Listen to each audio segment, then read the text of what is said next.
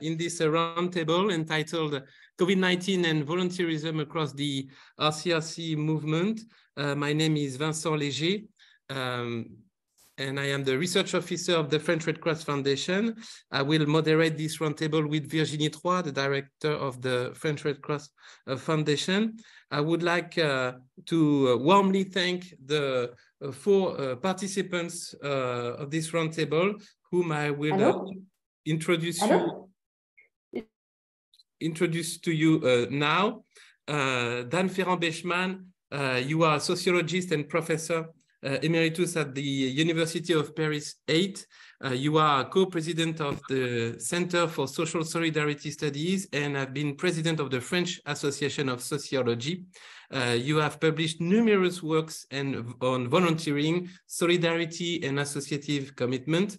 In recent years, you have worked on commitment to poor housing, then in the field of health, and on listening with the SOS Amitié Association, a French association. Your latest book, which will be published in the next few days, livre qui sera publié est intitulé Troubles dans le bénévolat en français, et vous avez été responsable d'une mission de bénévolat pour le gouvernement français pour l'action humanitaire. Annabelle Jacquard, bienvenue, vous êtes psychologue clinicien et docteur en psychopathologie, psychanalyse. Vous avez fait votre première recherche à l'Institut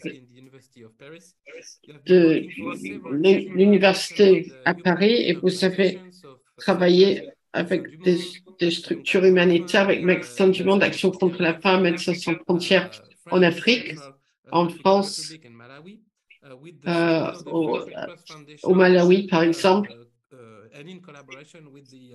en collaboration avec le Croissant Rouge comorien. Vous avez fait de la recherche en 2022 sur l'impact psychosocial du Covid sur les bénévoles du Croissant Rouge aux Comores. Et vous avez essayé de trouver des solutions pour améliorer le soutien psychosocial et pour les bénévoles dans un contexte d'épidémie. Ahmed Simi, vous avez un doctorat de psychologie et vous êtes chercheur maintenant dans le département de psychopathologie à l'Université de Groningen en Hollande. Et vous êtes responsable d'une publication à l'Université de Cambridge et vous travaillez sur la santé mentale aux enfants et aux jeunes qui sont exposés à des événements stressants dans leur vie. Et vous avez travaillé aussi au niveau de l'Iran et maintenant vous êtes président du centre du Croissant Rouge. Vous avez travaillé avec l'UNICEF sur la santé mentale. Pendant l'épidémie en Iran, vous avez fait de la recherche pour identifier les défis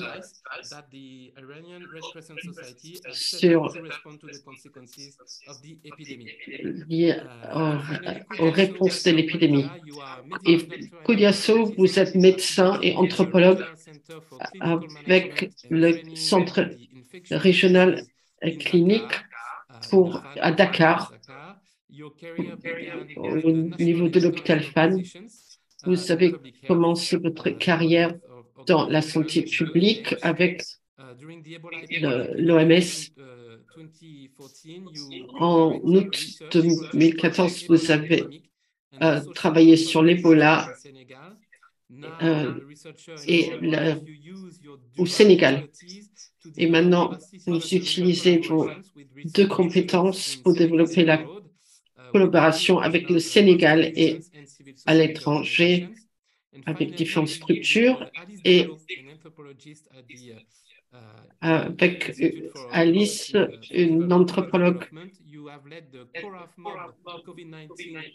Vous avez géré le projet CoravMob qui travaille sur la mobilisation des communautés et les questions socio-sanitaires au Sénégal et au Burkina Faso. C'est un travail de recherche très ambitieux et qui a vraiment insisté sur l'importance de l'engagement communautaire quand on travaille sur les épidémies, le Covid, l'Ebola et votre travail de recherche vous ont valu de recevoir le prix de la Fondation de la Croix-Rouge française en 2019. Juste quelques indications pour suivre cette table ronde. Le travail sera enregistré. Vous pouvez suivre en anglais, en français, grâce à nos interprètes. Et vous pouvez choisir votre langue.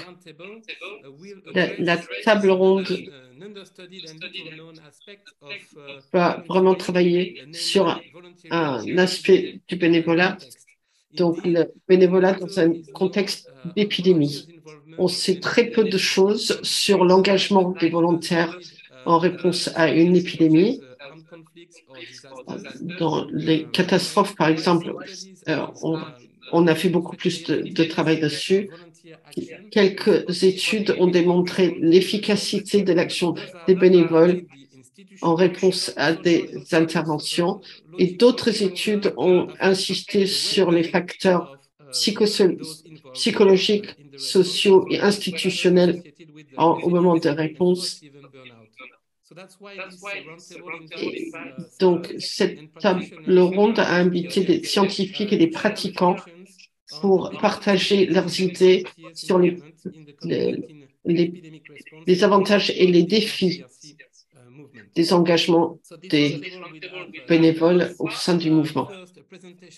D'abord, il y aura une présentation du programme de recherche de la Fondation de la Croix-Rouge française dans le contexte de Covid-19 et ensuite il y aura une discussion ouverte avec les participants et le public. Donc, je passe le micro à Virginie, elle va présenter la fondation de la Croix-Rouge française. Merci. Juste 3 mots concernant la fondation. On a été mis en place il y a 10 ans pour vraiment travailler sur la recherche. Notre objectif est vraiment de soutenir les chercheurs. On n'a pas de chercheurs dans notre équipe. L'idée est de soutenir des chercheurs autour du monde. D'abord, améliorer la pratique au niveau de l'action humanitaire et sociale. On a décidé que la recherche sera vraiment dans le champ des scientifiques. La science sociale, donc on travaille avec les anthropologues, les sociologues, par exemple. Notre objectif est vraiment que la recherche doit être ouverte pour tout le monde et que les résultats peuvent être disponibles à tout le monde, toutes les personnes qui travaillent dans le cadre de l'action sociale. La recherche, souvent, n'est pas très diversifiée. On a décidé que vraiment notre recherche doit intégrer la diversité au niveau de mouvement, au niveau du mouvement. On travaille avec des chercheurs dans beaucoup de pays.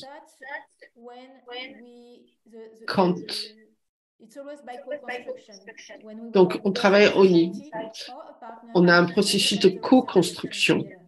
Donc, on travaille ensemble sur les thèmes de recherche.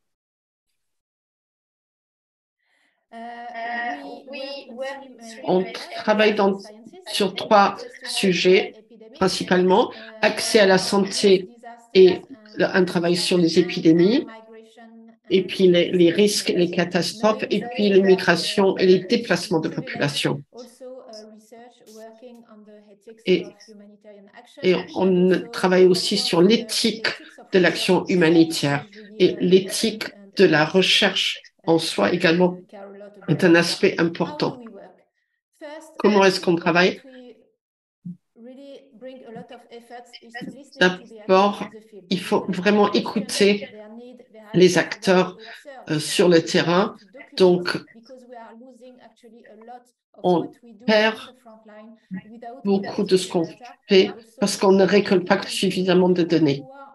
Et donc, on discute avec les gens qui sont vraiment sur le terrain. Et deuxièmement, on transforme les besoins en questions de recherche, ça nous permet de discuter avec les chercheurs et on dit, voilà, on a une question ici, c'est très important avec vos méthodes et avec votre expérience, est-ce que vous pouvez nous aider à répondre à ces questions? Et ensuite, on accompagne les chercheurs. Quand la recherche est terminée, il est très important de diffuser les résultats. Pas seulement auprès de la communauté scientifique, mais dans notre mouvement, ce qui est important aussi dans notre domaine professionnel, il est important de pouvoir, à travers des articles, par exemple, il faut vraiment, on veut vraiment contribuer à être derrière des changements. Le bénévolat est partout dans notre recherche. On a commencé à travailler dessus dans le contexte de l'épidémie.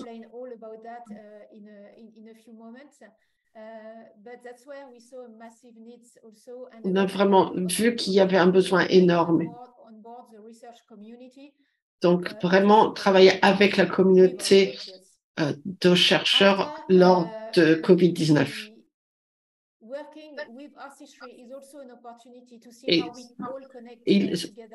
Donc, on voit comment on peut tous travailler ensemble avec le consortium RC3 et on a mis en place le programme où les volontaires sont derrière la recherche. Le Bénévolab est un programme mis en place qui vraiment travaille avec les volontaires et les chercheurs. Donc, on choisit chaque année un volontaire et un membre de notre personnel et on trouve un chercheur qui arrive à répondre à nos questions. Et il y a de nouvelles opportunités pour travailler avec les universitaires parce qu'il y a beaucoup de choses qu'on peut faire avec la communauté qui travaille sur la recherche. Et maintenant, je passe le micro à Vincent pour comprendre l'importance, donc comment les sciences sociales ont travaillé en temps d'urgence. Merci Virginie. Alors, mon speech aujourd'hui sera basé sur la science sociale en période d'urgence, comment s'adapter. C'est pour s'adapter, pour soutenir les recherches en sciences sociales avec l'objectif suivant, partager l'expérience et mieux adapter aux défis. Donc, nous allons nous poser la question sur les défis à affronter avec les expériences que nous avons pu vécues, soutenues par la Fondation. Et on finira sur quelques questions pour les participants, puisque à travers cette expérience, il y a la question de ceux qui sont impliqués dans ces recherches et de comment ils peuvent participer à la formulation, à la mobilisation et au fond de ces recherches, avec notamment différentes sociétés civiles du Nord et du Sud. Alors, depuis le début du Covid-19, Nous avons travaillé avec la Croix-Rouge française pour étudier les conséquences avec de nombreuses animations qui ont eu lieu dans le sud de la France, et puis ainsi que l'aide de membres de Chine. On ne pouvait donc pas accéder à certains centres qui étaient verrouillés. Ils nous ont dit ils nous ont demandé donc de l'aide de la Croix-Rouge.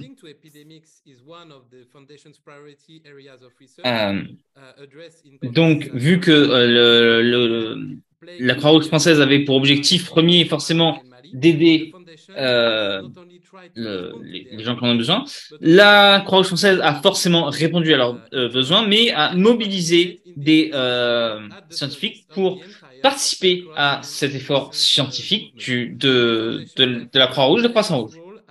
Nous avons donc joué notre rôle en tant qu'acteur opérationnel avec des scientifiques dans ce contexte totalement inédit pour nous, qui a nécessité une adaptation des chercheurs et de moi-même. Et c'est de ces adaptations dont je vais vous parler maintenant.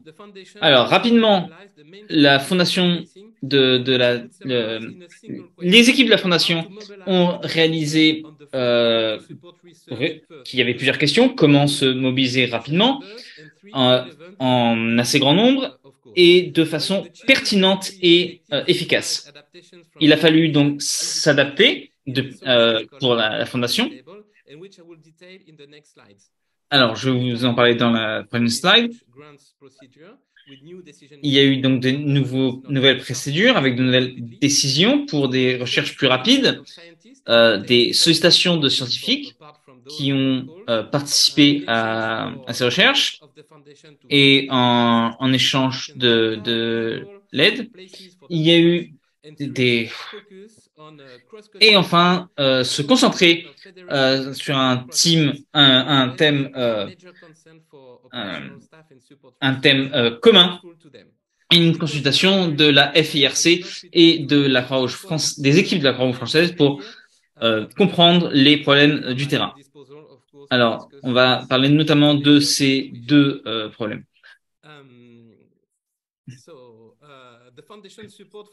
Alors, le soutien de la fondation en temps de Covid, avec donc des recommandations internationales, auprès de la Croix-Rouge et de la Croissant-Rouge, du mouvement de Croix-Rouge, Croissant-Rouge. Il a fallu donc explorer certaines questions.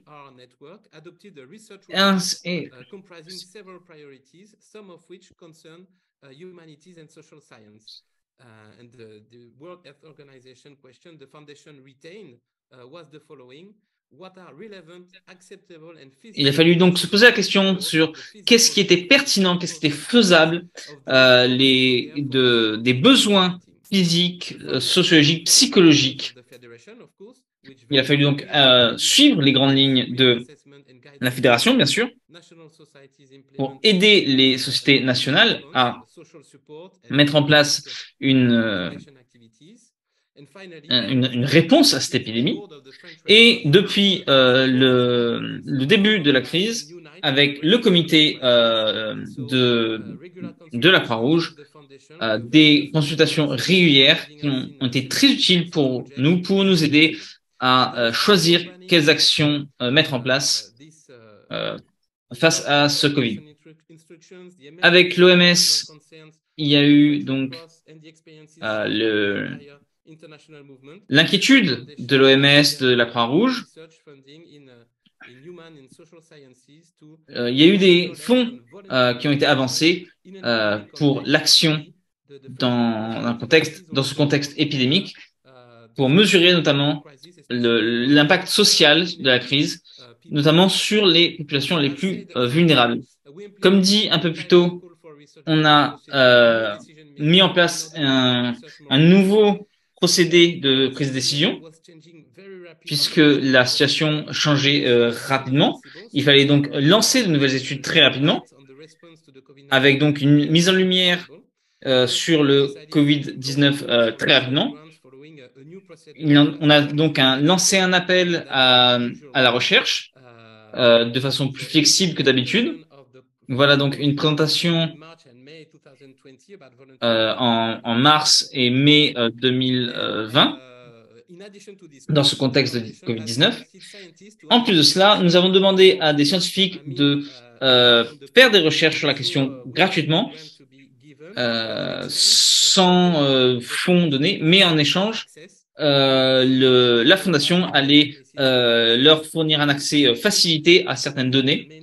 Ces recherches donc se sont concentrées sur de nouveaux procédés que la Croix-Rouge française avait mis en place pour gérer la question sociale et de santé liée au Covid. Donc, voilà un aperçu rapide de la façon dont nous avons disséminé les données avec des articles, des recommandations de politique. Nous avons produit également des rapports pour la Croix-Rouge française, mais également nous avons organisé un événement pour nos collègues de la Croix-Rouge française. Nous avons mis en place des webinaires et nous avons participé à des événements scientifiques tels que la conférence mondiale. Il faudrait couper le microphone, s'il vous plaît.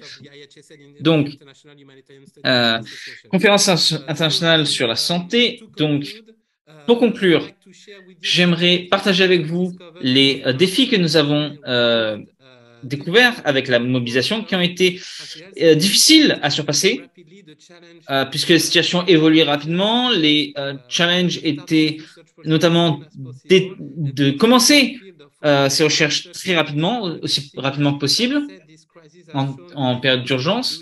Ça nous a montré des difficultés de procéder, notamment dans une approche participative, avec des gens qui ne sont pas habitués à travailler avec des chercheurs qui sont très mobilisés. La plupart des équipes mobilisées on travaille dur pour produire des données de premier ordre.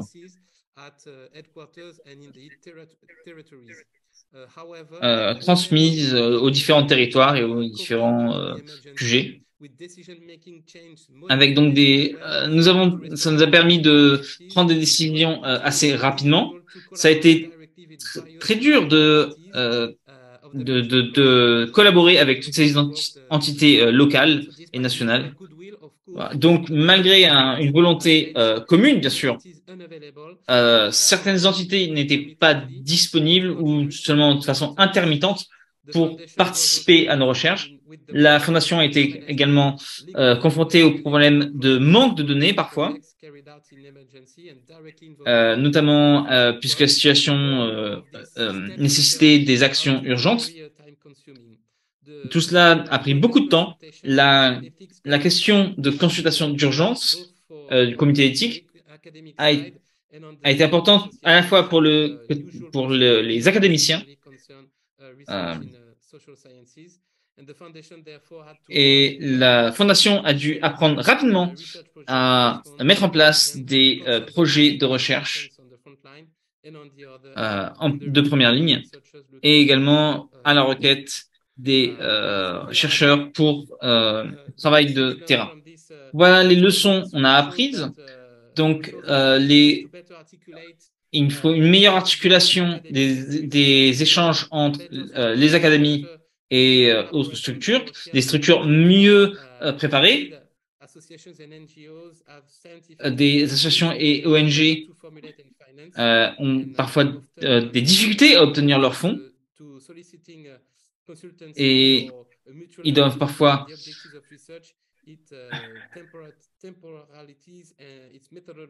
et la question des temporalités, des approches critiques Une meilleure culture de recherche doit être mise en place.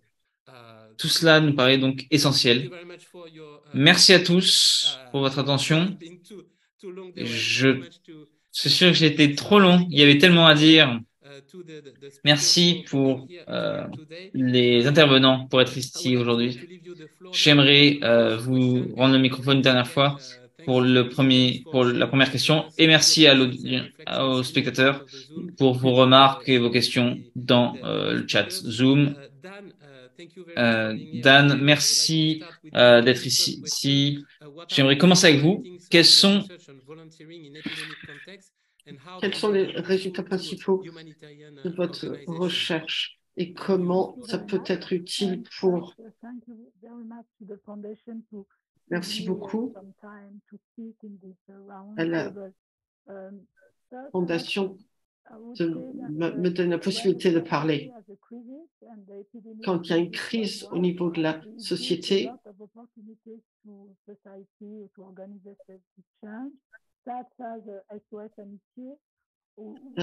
par exemple, SOS Amitié, les participants ont été obligés de répondre au téléphone à partir de chez eux.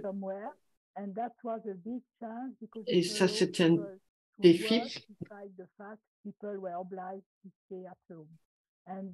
Donc, mais ça permettait aux gens de continuer de travailler malgré le confinement.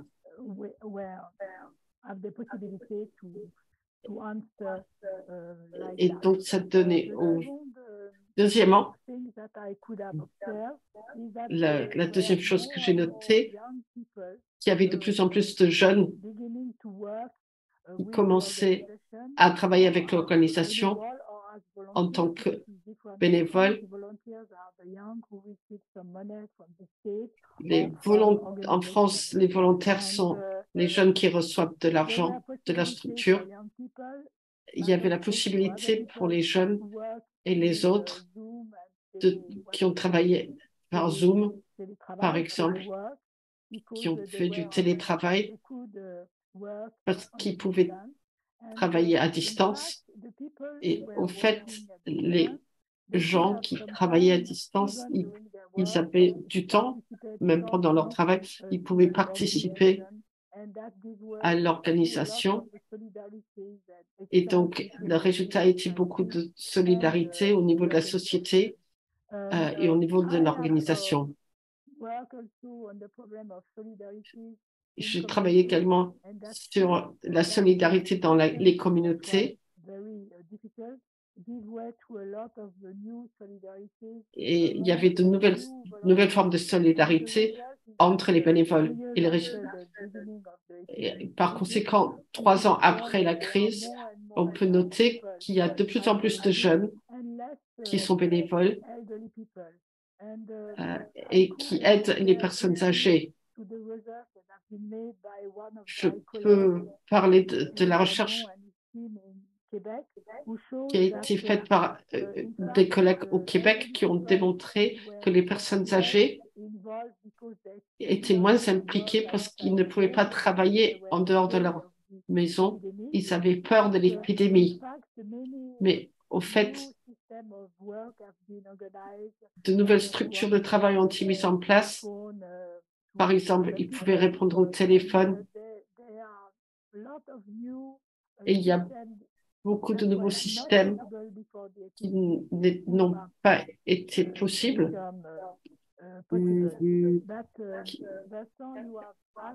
Mais Vincent, vous m'avez demandé de parler des avantages, mais il y a eu des problèmes pendant et après l'épidémie.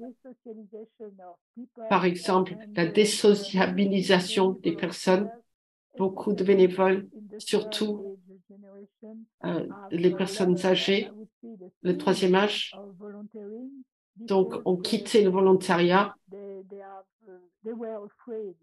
parce qu'ils avaient peur et également parce qu'ils ne pouvaient pas sortir.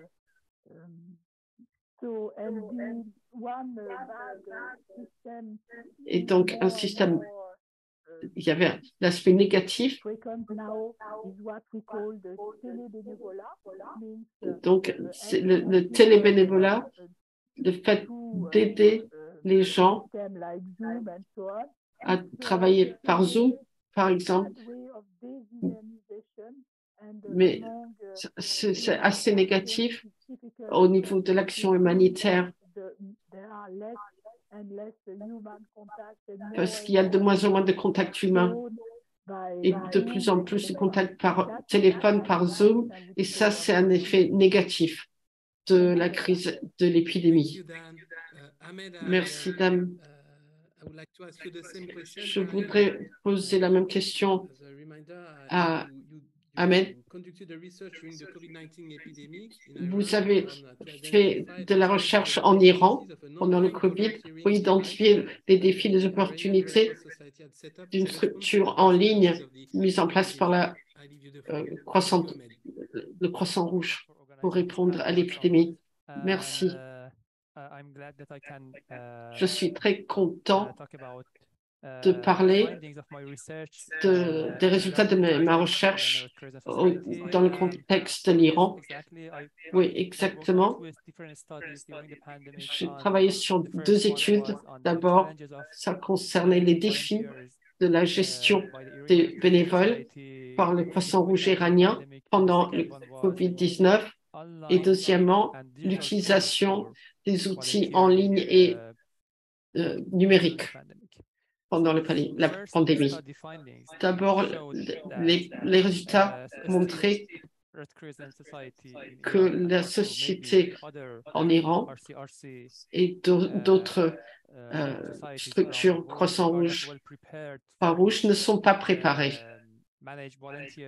pour la gestion des bénévoles pendant certains événements, par exemple les pandémies, parce qu'on dépend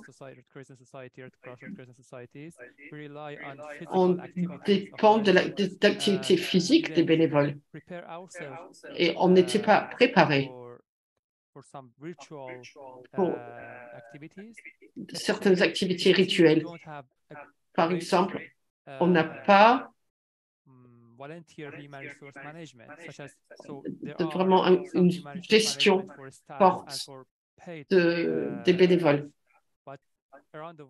Il y a une gestion pour le personnel payé, mais il n'y a pas vraiment de programme structuré pour la gestion des bénévoles, pour les recruter, pour les engager. Comment on peut les terminer leurs activités. Il n'y a vraiment pas de règles pour ça. Et en plus, on n'a pas vraiment de structure pour les bénévoles rituels. Mais il y avait des problèmes pour recruter les bénévoles parce qu'on ne peut pas organiser d'événements pour le recrutement au sein de notre société. Donc, il y a eu beaucoup de problèmes pour trouver des bénévoles. Par ailleurs, au niveau de la réponse à la pandémie, on a eu des problèmes de gestion des bénévoles. Il y avait des conséquences psychologiques parce qu'on ne s'était pas préparé suffisamment pour soutenir les bénévoles. Ce n'était pas seulement les bénévoles de la Croix-Rouge, mais également les familles et leurs amis. Ils avaient besoin de soutien psychologique et on ne s'y attendait pas. Donc, pendant la recherche que j'ai effectuée, j'ai fait une évaluation rapide sur les problèmes avec les bénévoles pendant la pandémie. On a trouvé qu'on doit se préparer à mettre en place des packages, une structure pour les soutenir au niveau socio-psychologique si on veut les engager dans nos programmes. Et si on ne veut pas avoir de problème pour recruter, il faut vraiment qu'on mette en place un soutien psychologique. On a trouvé également que le bénévolat en ligne, c'est vraiment une bonne façon de remplir les lacunes, faire face aux lacunes. Les bénévoles, donc il faut avoir plus de possibilités pour mettre pour engager les bénévoles. Il faut qu'il y ait plus d'égalité également. Les bénévoles de différentes régions, différentes villes, par exemple, les personnes qui sont handicapées, ils ne peuvent pas se déplacer vers la Croix-Rouge. Avec le bénévolat en ligne, ils peuvent participer. Donc, il y a plus d'égalité dans ce contexte. On a trouvé également qu'il y a des opportunités. C'est moins coûteux, il y a plus d'opportunités et plus de possibilités pour disséminer la préparation, les programmes de préparation. Mais il y avait des problèmes de recrutement des bénévoles en ligne. On ne savait pas comment les recruter, comment on peut s'assurer que ces bénévoles sont... comment est-ce qu'on peut les retenir? Donc, qui s'engagent vraiment. Et comment rembourser leurs frais, parce que leurs frais sont moins élevés. Le coût d'utiliser l'Internet, par exemple, on n'avait pas vraiment de normes pour ça parce que notre secteur financier n'était pas préparé pour faire face à ces facteurs, faire face aux coûts. Donc, dans l'avenir, si on se trouve dans une situation similaire, si on veut utiliser des bénévoles en ligne, il faut mettre en place des normes et des procédures pour les recruter, pour les rembourser et terminer leur contrat également.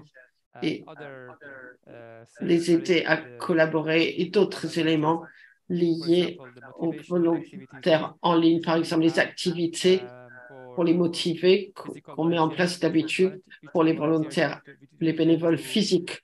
Et on ne pouvait pas mettre en place ces activités de motivation. Et comment est-ce qu'on peut les motiver pour vraiment pour qu'ils participent à nos programmes? Donc, voilà quelques éléments des résultats de ma recherche pendant la pandémie. Et j'ai publié 2 articles sur les participants. Les participants ici peuvent donc lire mes 2 résultats de recherche. Merci. Annabelle, la même question pour vous. Vous avez mis en place une recherche avec la Fondation française de la Croix-Rouge et avec le Croissant Rouge comorien sur les effets psychologiques et sociaux de la pandémie. Est-ce que vous pouvez nous parler un peu de cette recherche? Merci. Je vais parler en français. Donc, merci beaucoup de m'inviter à cette table ronde. En effet, j'ai conduit donc cette recherche aux Comores sur ces 3 îles avec 47 volontaires, tous adultes, hommes et femmes, et qui ont travaillé en première ligne durant la crise qui a eu lieu surtout en 2021. La recherche a eu lieu en 2022, donc avec un petit laps de temps par la suite pour pouvoir un peu mieux réfléchir. Donc, le but était vraiment d'analyser l'impact psychosocial de la crise Covid sur le volontaire et de proposer aussi un cas de soutien psychique, psychosocial pour eux. Donc, la méthodologie était des entretiens individuels, des groupes de parole et des formations aussi interactives. Donc, je vais résumer assez rapidement les résultats. Déjà, comme une phrase de départ, on peut mettre en avant le paradoxe qu'on a trouvé, auquel les volontaires font face durant leur travail, et notamment pendant un temps de crise de la pandémie. Car d'un côté, les volontaires se sentent sollicités et en cela très utiles et importants pour la communauté en temps de crise. Mais de l'autre côté, en même temps, la même personne peut se sentir fragilisée ou malmenée, car surtout si elle ne reçoit pas de reconnaissance de la hiérarchie. La reconnaissance souvent un peu à 2 niveaux, l'indemnité par des per diem, l'argent pour le repas et les transports, et l'attitude du respect, de prendre en charge émotionnellement la personne et savoir aussi les limites que cette personne a par rapport à son temps d'intervention. Donc, ça, c'était vraiment en global, ce paradoxe auquel je pense presque tous les volontaires ont fait face à différents niveaux. Et justement, on a j'ai partagé les résultats à quelques catégories. Donc, première catégorie est le niveau de stress aigu ou chronique qui est apparu chez les volontaires. Donc, 30 parmi les 47 volontaires qui ont été questionnés et qui ont participé à la recherche ont présenté des symptômes qui relèvent du stress aigu, ça veut dire limité dans le temps, mais qui viennent suite à l'intervention, suite à la crise pendant la crise de Covid. Et puis, parmi eux, 6 volontaires ont montré des symptômes qui perturbent plus leur équilibre psychique et qui vont plus dans le temps, au-delà d'un mois après les événements et après la crise. Il faut aussi préciser que les volontaires qui ont présenté les symptômes, ce sont eux qui ont travaillé au plus près au corps de malades.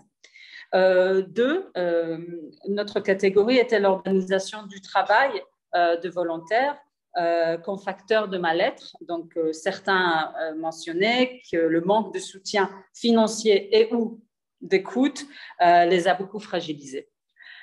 Troisième catégorie était la difficulté avec l'entourage, famille et ou communauté, dû au travail avec la Covid, avec cette maladie et le risque à laquelle ils étaient exposés, qui peuvent exposer les autres. Donc, il y a eu beaucoup de volontaires qui ont subi des critiques et parfois des violences verbales ou même physiques. Et la quatrième catégorie est la capacité de résilience des volontaires grâce aux pratiques magico-religieuses et la place de la croyance dans leur possibilité de faire face à ce stress et même à certaines situations de dépression assez graves.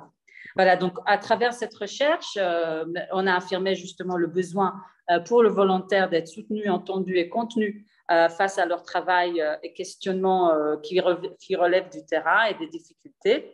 Et on a donné une proposition concrète pour une mise en place d'un cadre de suivi psychosocial d'une façon régulière et non pas juste quand il y a une crise, justement pour préparer les volontaires à toutes difficultés qui peuvent advenir. Voilà. Merci beaucoup. Merci, Annabelle. I hope the translation worked. Merci, Annabelle. J'espère que la traduction a fonctionné.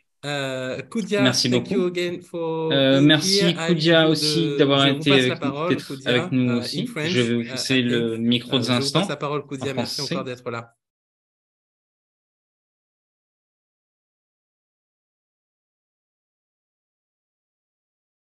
Koudia, vous nous entendez?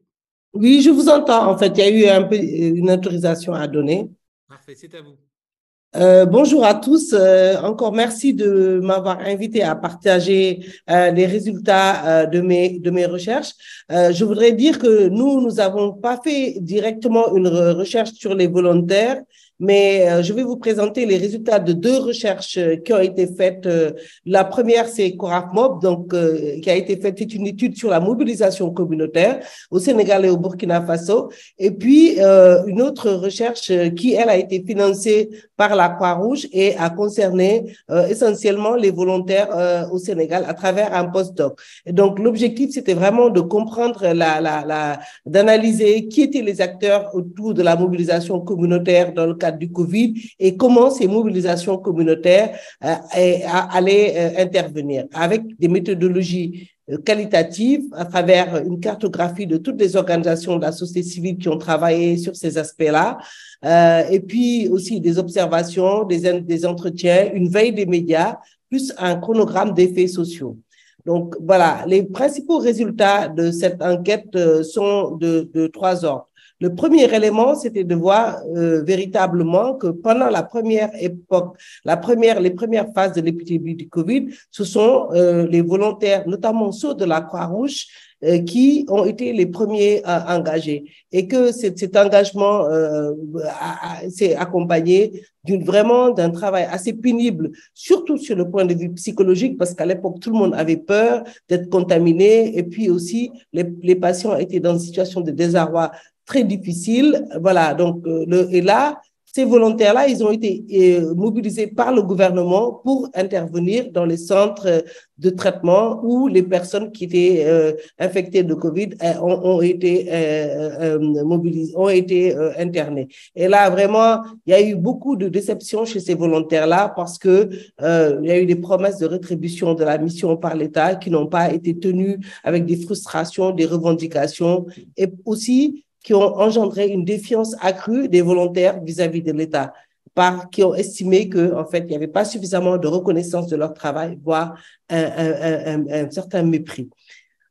Et là, mais là où je pense que ce serait plus intéressant, il faut vous remettre dans un contexte de pays africain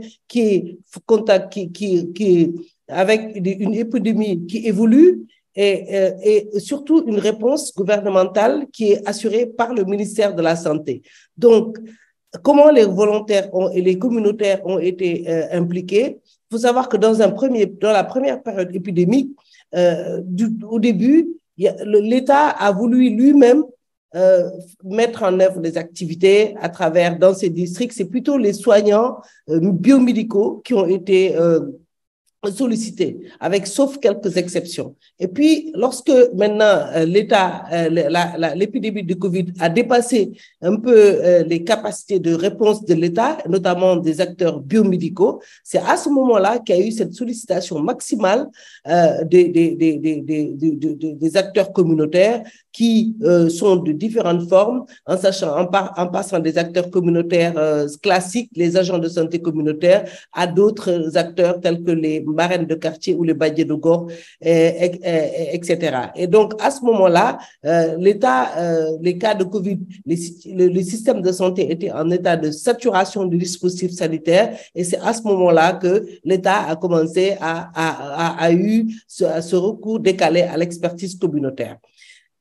Nous avons identifié dans nos enquêtes 3 formes de volontariat. Le premier, c'est vraiment le volontariat ancien, pérenne, autour de la santé, et qui a mobilisé des acteurs qui sont impliqués de longue date dans le domaine de la santé, au plus proche des communautés, c'est-à-dire tels que les acteurs communautaires, disons, un peu traditionnels, avec les relais communautaires, les Badienougor, etc. Ça, c'est vraiment ceux qui existaient d'abord. Et ceux-là sont dans des situations un peu professionnalisées, mi-professionnalisées, mi-spécialisées, mais avec une forme de volontariat. Les autres, c'est vraiment qui correspond un peu au volontariat qui existe dans les pays du Nord, c'est ce volontariat formalisé, pérenne, avec une formation initiale, des recyclages guidés par des principes tels que les volontaires de la Croix-Rouge sénégalaise. Mais ce que nous avons vu qui était assez intéressant, c'est finalement, autour de cette crise de Covid, l'émergence d'une nouvelle forme de volontariat dans un pays du Sud, et qui était ce volontariat-là, qui était un nouveau volontariat peu formalisé et qui, à un moment donné, a reposé sur une volonté de se mobiliser pour une mission précise, avec différents types d'acteurs.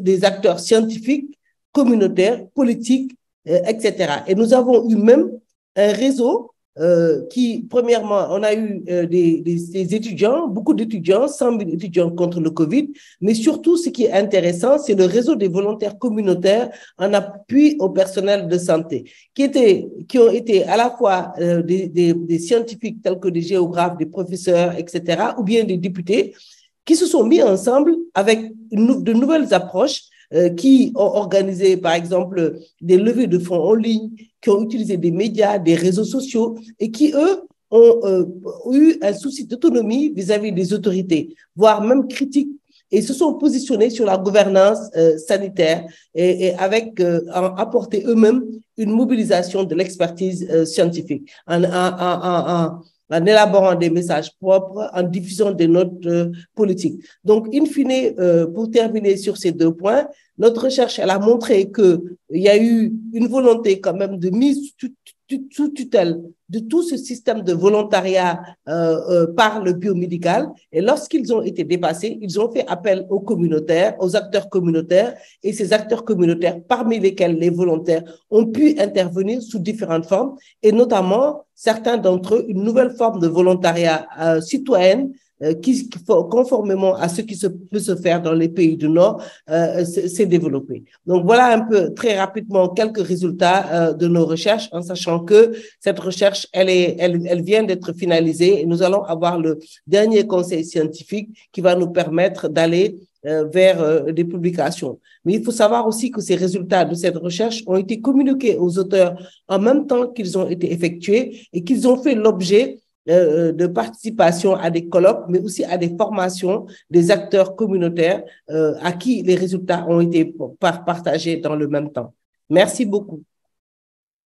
Thank you very much, Koudia. Merci beaucoup. Thank you, each of your Merci à tout le monde.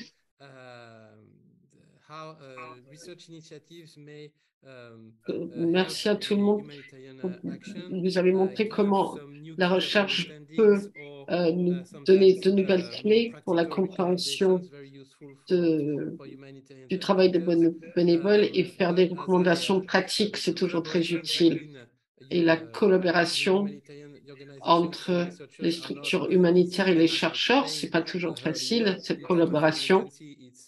Et en temps de crise, c'est encore plus compliqué. C'est pour ça que je voudrais vous demander, vous poser une deuxième question. Quelles sont les valeurs ajoutées et, de la collaboration et quelles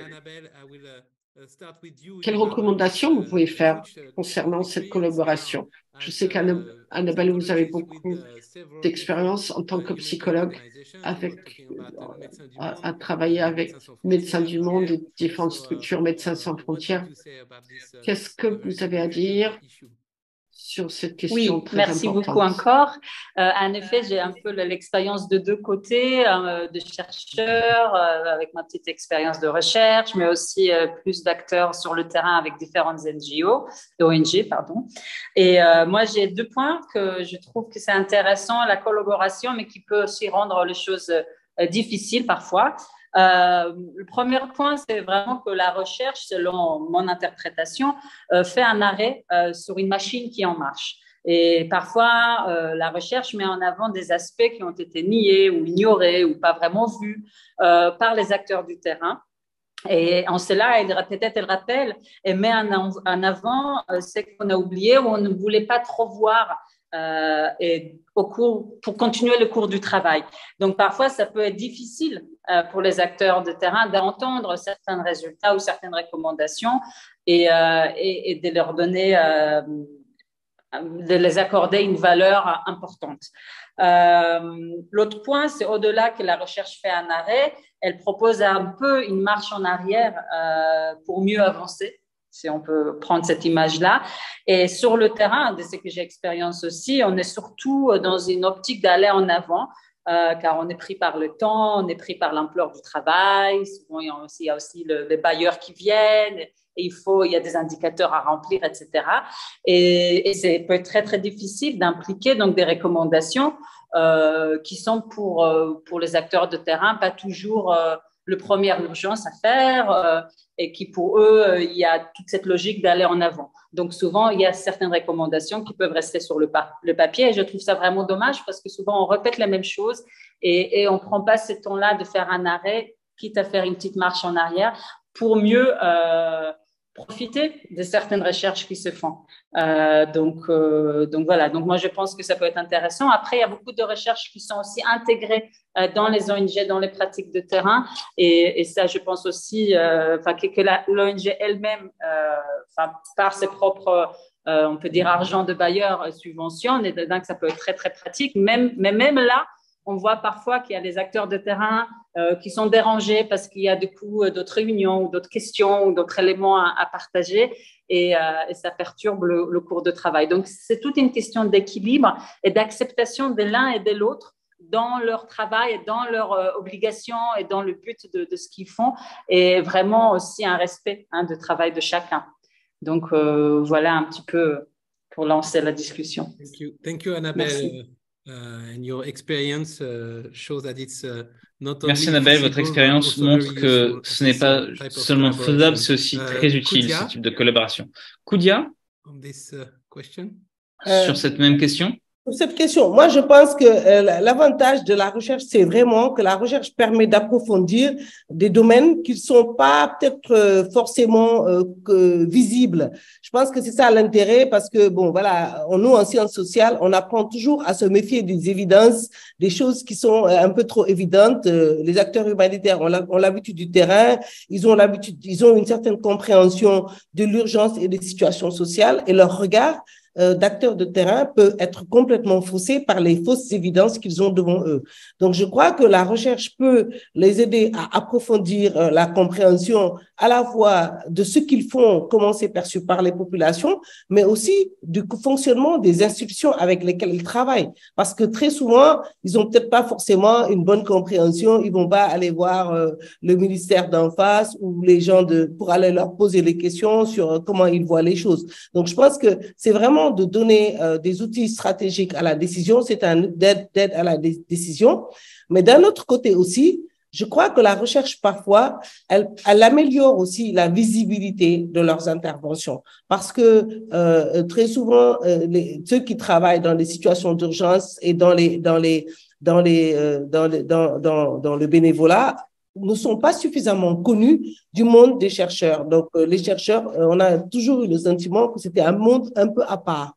Or, le fait de travailler finalement dans des épidémies qui s'installent dans la durée montre que à la fois voilà, ce rapport et ce lien entre des chercheurs qui approfondissent et ceux qui interviennent, finalement, cette relation, elle contribue à améliorer les uns et les autres, même la relation et la compréhension du travail des uns et des autres. Mais aussi, je pense qu'elle donne la parole, en tout cas pour les anthropologues, elle donne la parole à des personnes qui sont parfois dans des situations de souffrance où on intervient sur eux, mais qu'on ne les écoute pas. Elle permet de remonter la parole de ceux qui, en général, entre parenthèses, sont parlés. Donc, je vois là vraiment un des triples ou quadruples bénéfices et de donner aussi la parole aux institutions, parce que ça aussi, c'est important. Donc, voilà un peu pour moi les valeurs ajoutées de pouvoir travailler ensemble entre recherche et acteurs de terrain. Merci à vous. Merci beaucoup, Koudia. Thank you very much. Ahmed? Ahmed? Je pense que le lien entre les chercheurs et les sociétés nationales, c'est une relation win-win. La valeur additionnée pour les sociétés nationales, c'est qu'elles peuvent trouver des défis au niveau de leur mission et comment ils peuvent améliorer les programmes pour mieux aider et être plus efficaces au niveau de l'aide humanitaire lors des opérations. Mais je pense que c'est également un avantage pour les chercheurs parce qu'ils peuvent avoir accès à des données qui peuvent pas forcément, auxquelles ils peuvent pas forcément avoir accès normalement. Donc, s'ils veulent étudier certains groupes, par exemple les groupes vulnérables qui sont exposés à des catastrophes et des urgences, je pense que la collaboration avec la société nationale peut être très positive. Ils peuvent avoir des données qui est très important. Et donc, ça peut les aider d'avoir ces données. Concernant les défis pour ces deux acteurs, de type d'acteurs, je peux dire que d'abord, c'est la question financière. D'habitude, les bailleurs qui ont l'argent, ils ne s'intéressent pas tellement, ils ne veulent pas vraiment investir dans la recherche sur le travail humanitaire. C'est pas toujours facile de trouver le financement pour la recherche. C'est pas facile de trouver ces fonds et des subventions pour faire de la recherche sur ces questions. Et deuxièmement, le deuxième défi, c'est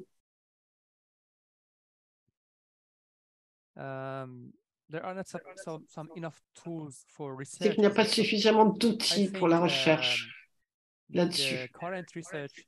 Je pense que les méthodes actuelles, les instruments, les outils ont été mis en place pour le temps un temps de paix. Il faut mettre en place des méthodes et des instruments de recherche pour des contextes de crise et d'urgence. On ne peut pas le faire avec des méthodes actuelles qui sont très lentes. Il faut vraiment récolter des données rapides, par exemple en 72 heures, pour avoir une évaluation rapide des personnes. Mais nos méthodes actuelles ne nous permettent pas de le faire. Donc, un des défis est de développer des méthodes humanitaires pour le faire. On devrait investir plus pour la récolte et l'analyse des données en temps de crise. Et je pense que ça pourrait être une prioritaire pour l'avenir. Développer des méthodes de recherche qui pourraient être utiles, surtout pour les jeunes chercheurs qui n'ont pas de fonds, et pour les sociétés nationales également. Il pourrait y avoir des chercheurs au sein des sociétés nationales, mais ils ne savent pas quelles sont les méthodes qui pourraient être utiles pour la recherche. Donc, voilà les deux défis que je pense pourraient être utiles si on les applique dans l'avenir. Dan, on va terminer avec vous.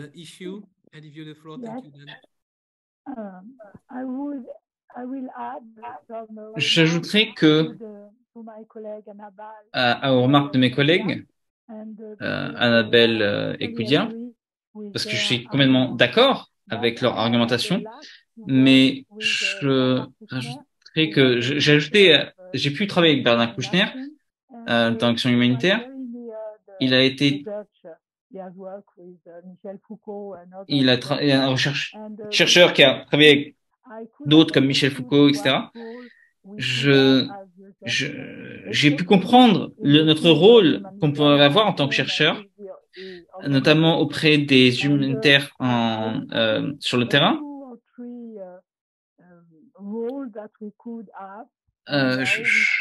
J'ai pu voir certains rôles que nous avons vus, certaines choses que nous avons, certaines actions que nous avons pu avoir sur le terrain, et voir que nous sommes en dehors du problème et en dehors des problèmes politiques qui sont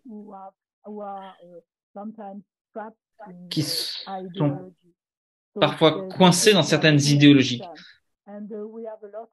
Et nous avons beaucoup d'instruments pour travailler sur le terrain,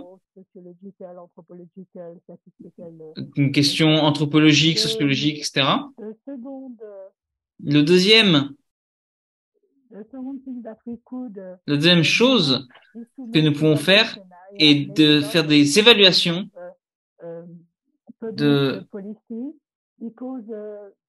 nous pourrions voir que certes, nous sommes en dehors des problèmes et donner une certaine légitimité à l'action, mais regarder avec un œil scientifique ce qui est fait. Et il y a beaucoup de politique. Et nous avons pu donc agir sans nous poser des questions politiques et apporter l'aide que nous avons donnée aux différentes organisations volontaires qui ont critiqué, qui critiquaient parfois les chercheurs,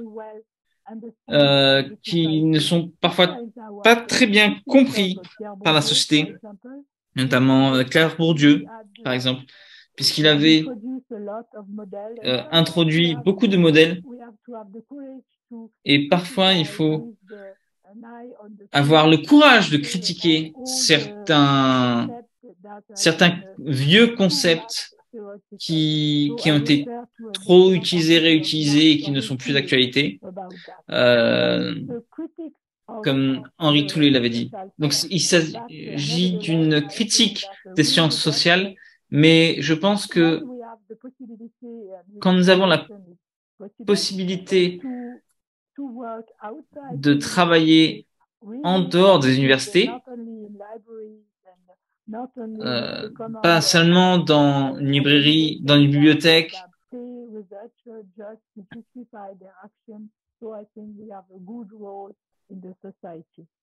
et avoir donc un impact positif dans la société. Merci beaucoup. Merci Dan, merci à tous. C'était fascinant de vous écouter tous. Nous allons maintenant fermer cette table ronde. Bien sûr, n'hésitez pas à nous contacter à la Croix-Rouge française si vous le souhaitez. Et voici les contacts des différents intervenants. Je crois qu'on a encore 5 minutes. Si vous voulez passer en mode webinaire, on peut parler directement. On peut donc vraiment voir les questions et poser des questions à nos collègues si vous le voulez. Ce que je trouve très intéressant aussi dans toutes vos interventions, c'est comment nous avons commencé avec un mode ordinaire du volontariat et comment nous avons parlé du relationnel et comment les actionnaires sur le terrain avec les modèles d'action, les relations entre les différents acteurs. Je pense que tout ça, ça découle d'une seule spécifique question, une question spécifique.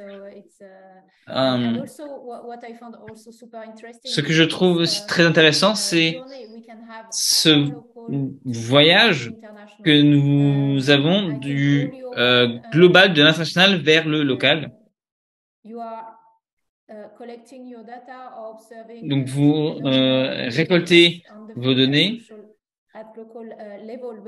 à un niveau local, mais cela amène des questions qui se répercutent à tous les niveaux, local et international. Je trouve que les travaux des scientifiques montrent comment on peut articuler ce niveau d'intervention du local au global et du global au local. Merci à tous. Je vois que il ne semble pas y avoir de questions. Peut-être que ça viendra après et on nous enverra et on recevra des emails. Nos chercheurs sont dans différents pays, dans différentes régions. Donc, je les remercie beaucoup. Je sais qu'ils sont tous très occupés. On est en admiration devant leur capacité. Vincent, tu veux finir, remercier l'audience? Oui.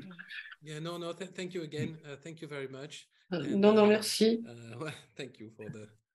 Merci encore pour vos remarques. Merci Ajmal de la Fédération qui a envoyé un message très gentil. Merci tout le monde. Diane et Beldan. C'est un grand plaisir de discuter avec vous.